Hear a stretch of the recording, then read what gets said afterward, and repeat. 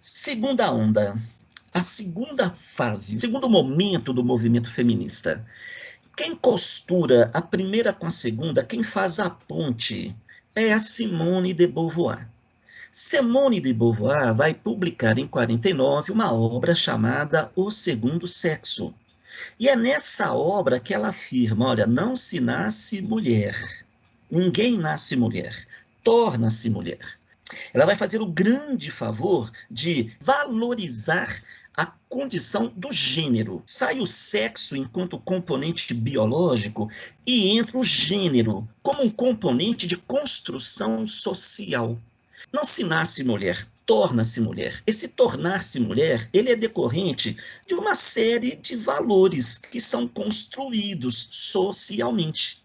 Você tem a luta pela igualdade de direitos, ela já está praticamente consolidada, mas apesar de consolidada, existe ainda a discriminação, a opressão sofrida pelo gênero feminino.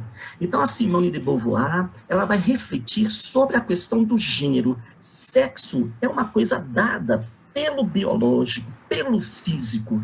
Gênero é um componente de construção social. Então, daí ela diz, olha, não se nasce mulher, mulher se faz, mulher se torna. E esse se fazer, esse se tornar, é um processo coletivo, é um processo de construção social. Então, ela sugere a luta contra a condição imposta ao gênero, numa sociedade patriarcal ainda, numa sociedade que oprime, que discrimina. Então, é necessário politizar.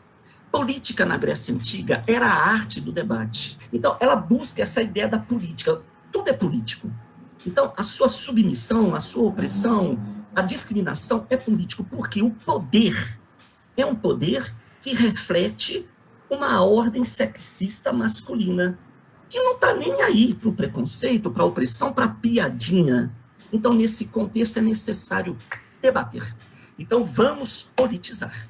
Ela traz a questão política para a segunda fase como um instrumento de luta contra a opressão, contra a discriminação.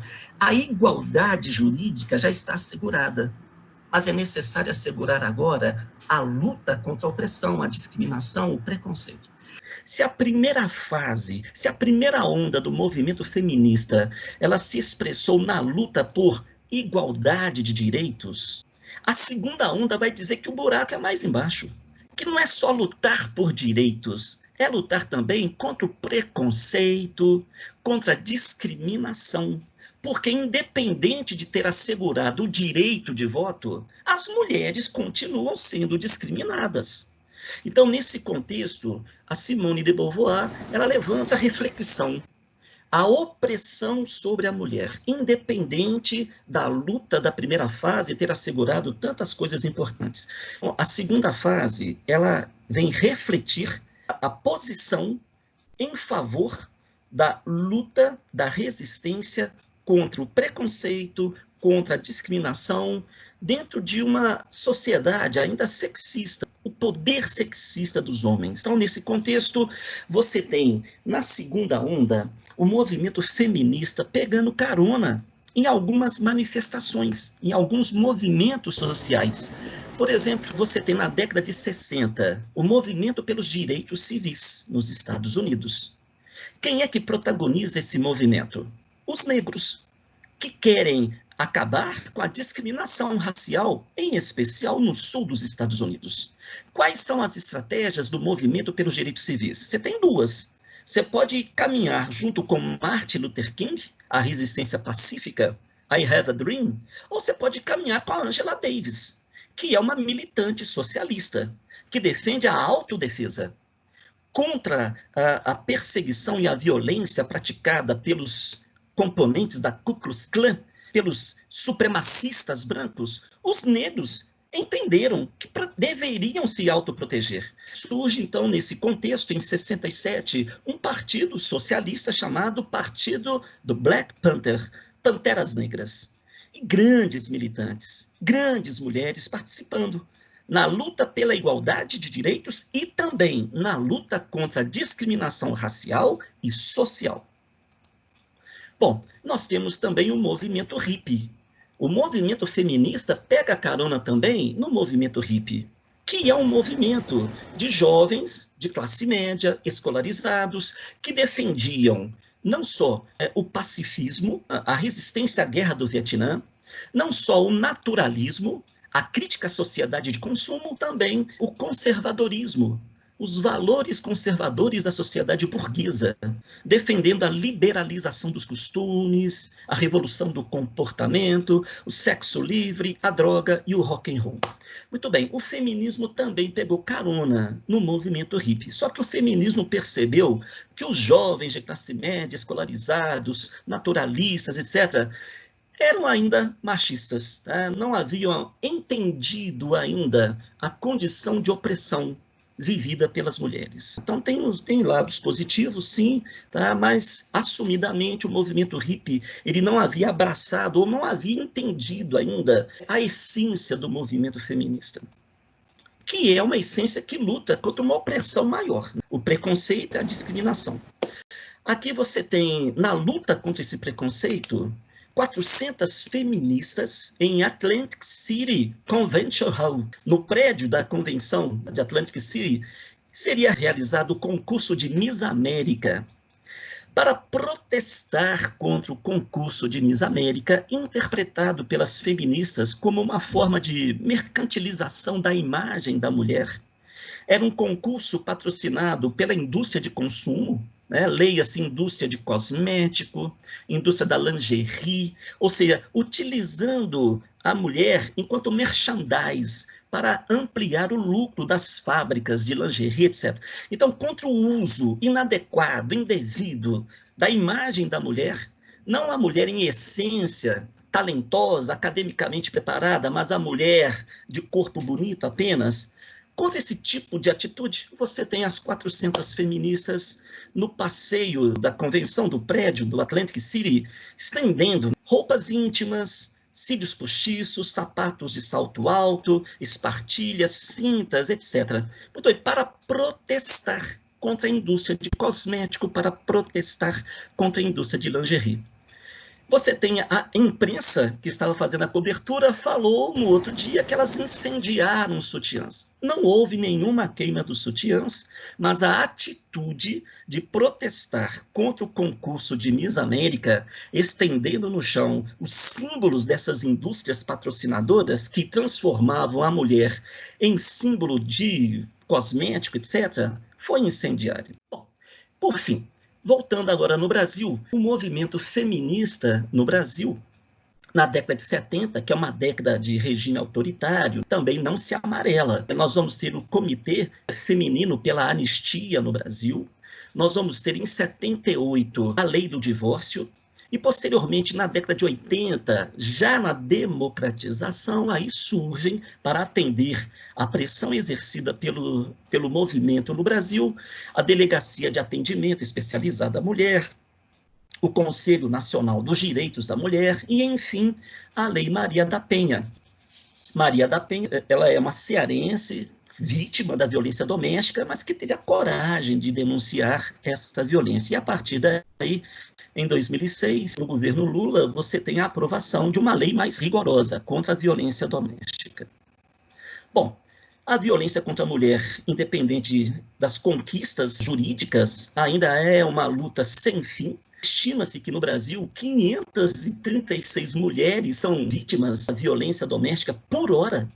É um dado estarrecedor, né? No governo da presidenta Dilma Rousseff, em 2015, você tem a aprovação do crime de feminicídio, tamanha a falta de critérios em relação às mulheres, que o Congresso aprova, então, o crime de feminicídio, tipificando esse crime como crime hediondo, sujeito, portanto, a penas mais rigorosas. Bom, pessoal, essas são as referências do movimento feminista, um breve histórico. Tema da vez em boa parte do globo, o feminismo atrai cada vez mais personalidades públicas em torno de suas pautas. Sua base originária é a equidade de gênero, um assunto ainda tabu e motor da primeira onda feminista.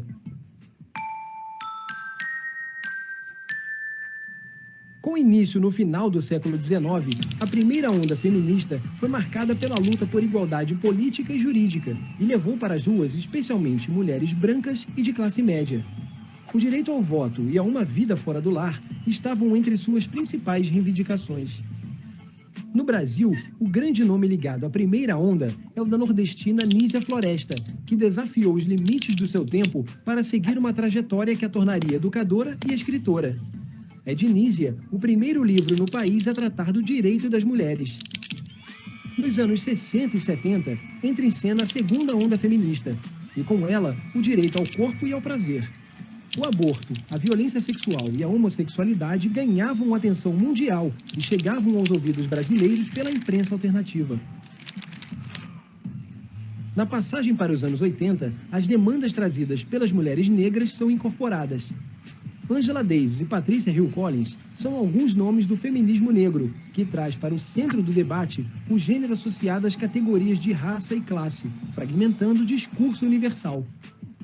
Ao mostrar que as opressões atingem as mulheres de modos diferentes, a terceira onda feminista transborda com força nas discussões atuais sobre a desnaturalização do gênero.